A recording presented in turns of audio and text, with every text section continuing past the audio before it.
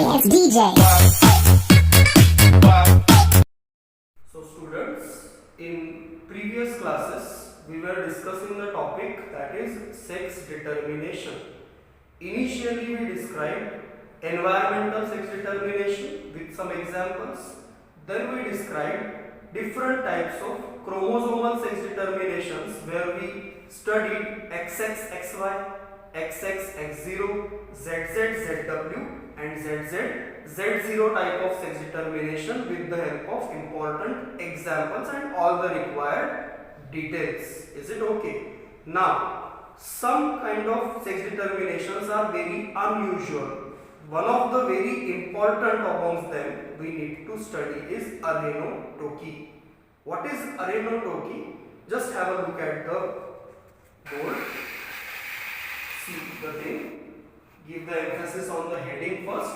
Sex determination in honeybees is called Areno-Toki. किसका sex determination की बात कर रहे हैं हम?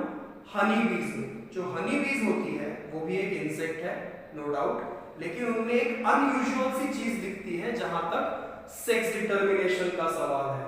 ठीक है ना? और फिनोमिनन के तौर पे हम टेक्निकली उसे कहते हैं अरेनो-टोकी. ठीक, तो कुछ बेसिक बातें हम यहाँ पे देख रहे हैं, उस पर ध्यान दीजिए कि जो हनी बी है वो एक सेक्सुअली डायमॉर्फिक इंसेक्ट है. मतलब ये हुआ कि दो तरह के क्लियर कट सेक्सेस देखे जाते हैं. ठीक है ना? That is male and female bee. ठीक, बट यहां पे एक बहुत ही गौर करने वाली बात यह है कि जो हनीबीज का हाइव होता है, मतलब जहां हनीबीज रहती है वहां पे तीन तरह के बीज देखी जाती है, तीन तरह के एनिमल्स या कहें हम बीज देखी जाती है. एक जिन्हें हम कहते हैं फीमेल्स, दूसरे जिन्हें हम कहते हैं ड्रोन्स, वो होते हैं मेल्स, और एक होती है क्वीन बी जो कि नो डाउट फीमेल ही होती है. अब फिर फीमेल ही अगर होती है तो इन फीमेल से इस क्वीन बी को अलग क्यों लिखा हमने? उसका रीजन है ये फर्टाइल होती है जबकि ये इनफर्टाइल होती है. मतलब ये जो नॉर्मल फीमेल्स है ये एग या गमेट प्रोड्यूस नहीं कर सकती, जबकि क्वीन बी जो है वो एग या गमेट प्रोड्यूस कर सकती है. ये अंतर है, इसीलिए क्वीन बी नॉर्मल फीमेल से अलग है.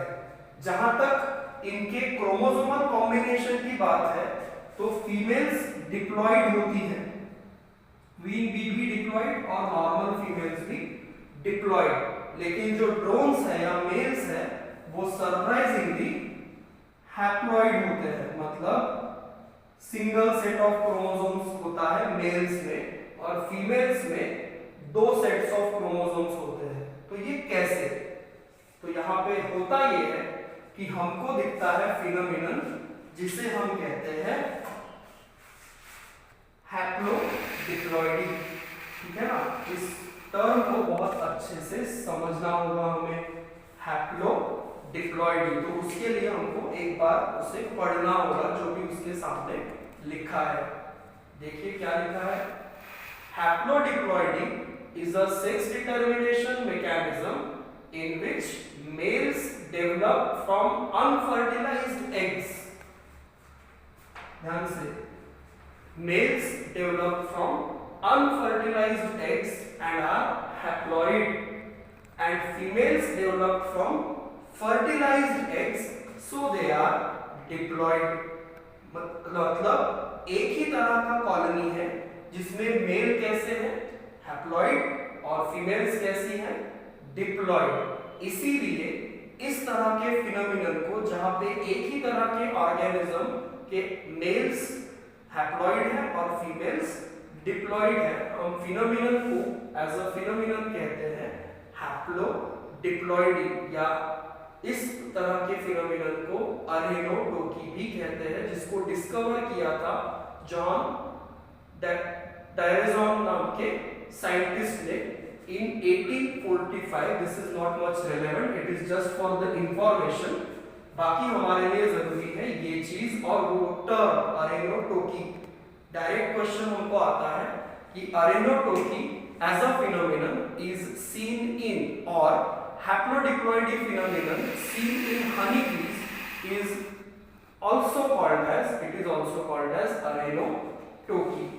ठीक है, तो फिर होता क्या है देखिए, जो हम पहले भी कह चुके हैं कि जो क्वीन बी है वो कैसी है, फर्टाइल, और जो नॉर्मल फीमेल है वो कैसी है, इनफर्टाइल।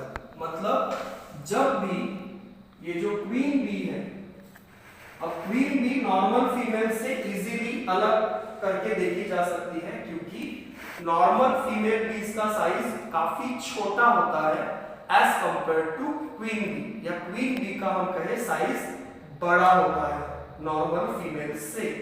इसका रीजन थ्योरेटिकली है royal jelly, a specialized kind of nutritious feed or food on which queen bee survives, that is called royal jelly, जिसकी वजह से वो फर्टाइल बनती है और साइज में बड़ी होती है। ठीक है तो वो डिप्लॉइड, ठीक, और ये क्वीन बी डिप्लॉइड है, और मेल्स कैसे हैं, या हम कहें ड्रोन्स कहते हैं इन्हें टेक्निकली, ये कैसे हैं, हैप्लॉइड। अब नॉर्मली क्या होता है कि जब गमेट्स फॉर्म होते हैं तो गमेट फॉर्मेशन में हैप्लॉइड गमेट्स बनने के लिए मियोटिक डिवीजन होना जरूरी है, राइट। तो मियोसिस किसमें होगा, क्वीन बी में, और मियोसिस से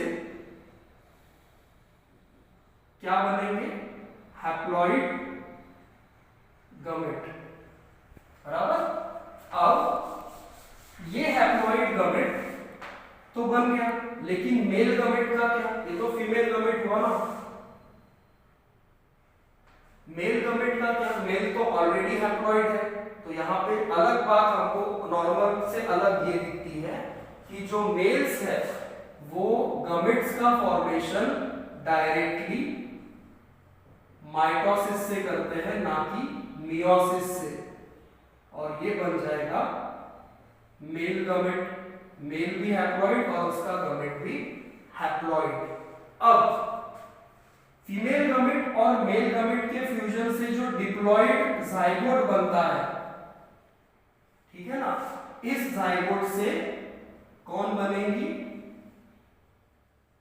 फीमेल बीज, जो कि डिप्लॉइड रहेंगी। बट जो मेल है वो मेल इस जाइगोट से नहीं बनते, डायरेक्टली फीमेल गमेट से बनते हैं by the phenomenon of parthenogenesis. मतलब पार्थेनोजेनेसिस का मतलब जब कोई फीमेल गमेट डायरेक्टली एम्ब्रियो में कन्वर्ट होता है या डायरेक्टली इंडिविजुअल में कन्वर्ट होता है, तो इस फिनोमिनन को हम पार्थेनोजेनी या अरेनोटोकी कहते हैं, जो हमको हनी बीज में देखने को मिलती है। देखिए यहाँ पे क्या हो रहा है कि फीमेल बी तब बन रही है जब नॉर्मल चीजें हो रही है, मतलब female gamete is fusing with male gamete forming diploid zygote और converting into female bee. But male bee कैसे बन रही है, directly from female gamete, egg से, पार्थेनोजेनेसिस या अरेनोटोकी के थ्रू, ना कि जाइगोट से। तो ये जो थोड़ा अनयूजुअल सा फिनोमिनन है, ये हमको सेक्स डिटरमिनेशन के लिए दिखाई देता है हनी बीज में, तो ये काफी इंपॉर्टेंट है। इसे और उसे एक बार ठीक से कंपेयर करके देखिए, आपको वहां लिखी हुई बातें यहां दिखाई देंगी। जैसे सेकंड पॉइंट लिखा है, in honey bees sex is normally determined by fertilisation और non fertilisation of the eggs, fertilisation and non fertilisation of the eggs rather than presence or absence of 6 chromosomes. Is it okay? ठीक है. अब अगर आप next slide देखिए, this is the phenomenon which we are talking about.